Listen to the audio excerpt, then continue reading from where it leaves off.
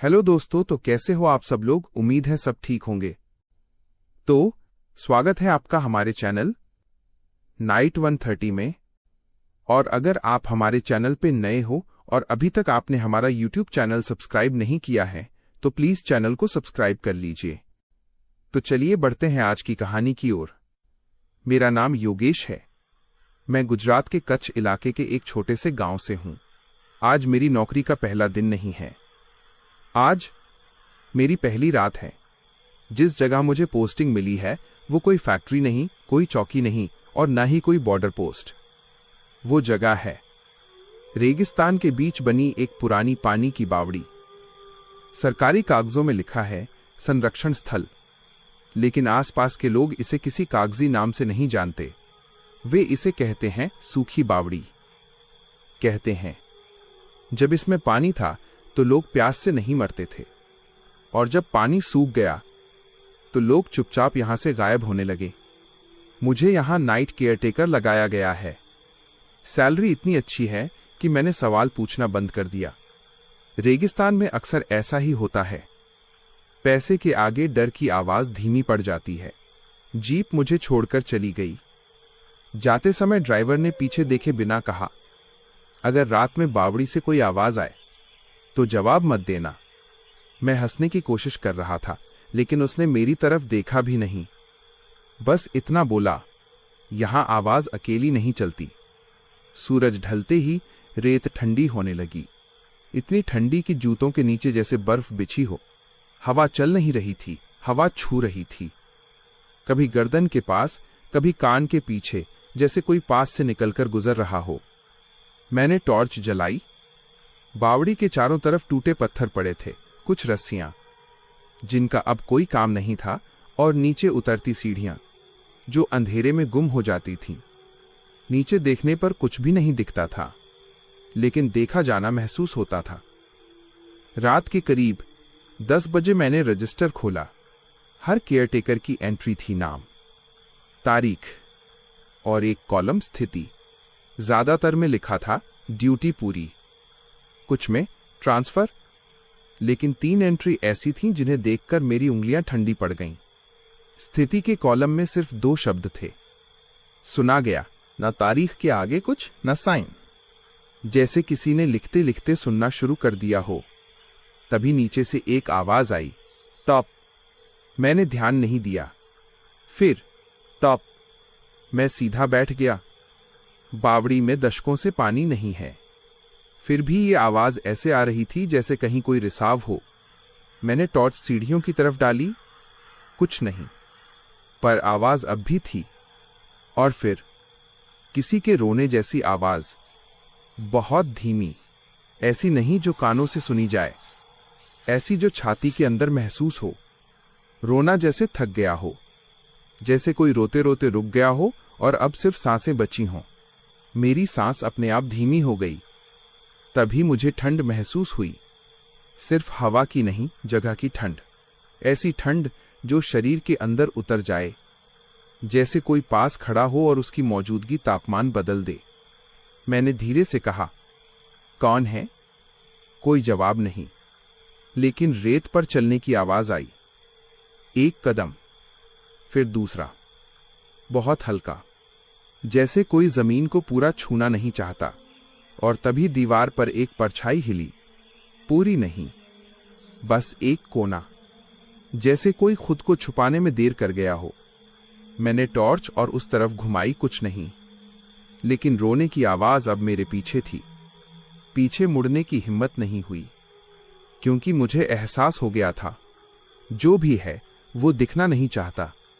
वो बस ये देखना चाहता है कि मैं जाग रहा हूं या नहीं।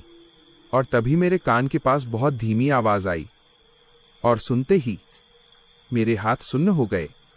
मैं हिला नहीं। आवाज फिर आई, दूसरी रात चलना शुरू होता है। मैंने उसी पल समझ लिया, यह जगह एक रात की नहीं है, ये रातों में खुलती है, और मैं बस पहली परत पर हूं। मैं हिला नहीं, क्योंकि उस आवाज में धमकी नहीं थी, बस तजुर्बा था, जैसे वो मुझसे डराना नहीं चाहती, बस समझाना चाहती हो। रोना अब बंद हो चुका था। लेकिन उसकी जगह कुछ और आ गया था। एक भारीपन, जैसे हवा मोटी हो गई हो। मैंने महसूस किया, अब आवाजें नीचे से नहीं आ रहीं, वो चारों तरफ थीं। रेत पर चलने की आवाज अब पास नहीं आ रही थी, वो घूम रही थी, कभी दाईं तरफ कभी बाईं, जैसे कोई रास्ता नहीं ढूंढ रहा हो, जैसे वो पहले से जानता हो कि कहाँ रुकना है। मेरी पीठ के पीछे ठंड और गहरी हो गई, ऐसी ठंड जो हवा से नहीं आती, जो किसी के रुक जाने से आती है। मैंने टॉर्च फिर से जलाई, इस बार सीढ़ियों पर, और तब मुझे कुछ अजीब दिखा। सीढ़ियों पर रेत के निशान थे, लेकिन वे ऊपर की तरफ नहीं थे, वे नीचे की तरफ भी नहीं थे, वे बीच में रुकते थे, जैसे किसी ने चलना शुरू किया हो और फिर रुक गया हो। कई जगह मेरे कानों में फिर आवाज आई, इस बार रोना नहीं, सांस, बहुत पास, इतनी पास कि मुझे लगा अगर मैंने गर्दन मोड़ी तो कंधा छू जाएगा। लेकिन मैंने गर्दन नहीं मोड़ी, क्योंकि मुझे अब समझ आ रहा था, यहां देखना गलती है। रजिस्टर अपने आप खुला, पन्ना नहीं पलटा, बस खुला, और हवा में कागज के हिलने की आवाज आई। मैंने आंखों के कोने से देखा, मेरे नाम के नीचे एक नई लाइन थी, अभी अभी लिखी हुई, स्थिति सुन चुका है। मेरी उंगलियां कांप गईं, क्योंकि मैंने कुछ भी लिखा नहीं था। तभी नीचे से सीढ़ियों पर कुछ गिरने की आवाज आई, पानी नहीं, पत्थर नहीं, कुछ नरम, जैसे कोई चीज कई साल बाद फिर से हिलाई गई हो। और फिर कदम, इस बार एक नहीं, बहुत सारे, लेकिन एक साथ नहीं, अलग अलग ताल में, जैसे हर कोई अपनी बारी में चल रहा हो। हवा अब चलने लगी, लेकिन बावड़ी की तरफ नहीं, बावड़ी से बाहर, जैसे कुछ ऊपर आ चुका हो और अब फैल रहा हो। मेरी छाती भारी हो गई, सांस छोटी, और तभी मेरे सामने की दीवार पर परछाई बदली। पहले एक कोना, फिर दो, फिर पूरा आकार। लेकिन वो खड़ा नहीं था, वो टिका हुआ था, जैसे दीवार उसे सहारा दे रही हो। उस पल मुझे एहसास हुआ, ये जगह किसी को डराने के लिए नहीं है, ये देखती है, सुनती है, और फिर रोक लेती है। फिर वही आवाज आई, अब बहुत धीमी, अगर तुम चले गए होते, एक रुकावट, जैसे वो सोच रहा हो कि आगे क्या कहे। फिर तो नाम अधूरा रहता, मेरे गले से आवाज नहीं निकली, क्योंकि मैं समझ चुका था, यहां नाम लिखे नहीं जाते, यहां नाम पूरे किए जाते हैं। और तभी मेरे पैरों के पास रेत हिली, बहुत हल्की, जैसे किसी ने बैठने की जगह बनाई हो, और उस जगह से ठंड सीधे मेरे पैरों में चढ़ गई। अब मैं बैठा नहीं था, मैं घिरा हुआ था। और आखिरी बात जो उस रात मुझे समझ आई, ये पहली रात नहीं है, ये पहली सुनवाई है। और जो एक बार यहां सुन ले, वो अब चुप नहीं रह सकता। चुप्पी अब खाली नहीं थी, वो भर चुकी थी। ऐसा लग रहा था जैसे हर आवाज अपनी जगह ले चुकी हो। और अब मैंने महसूस किया, मेरी सांस मेरी नहीं रही। हर बार जब मैं सांस लेता, हवा जरा देर से बाहर जाती, जैसे किसी और को भी उस सांस की जरूरत हो। रेत अब हिल नहीं रही थी, लेकिन उसका दबाव मेरे टखनों तक महसूस हो रहा था। ऐसा नहीं कि कोई पकड़ रहा हो, ऐसा कि कोई रख रहा हो।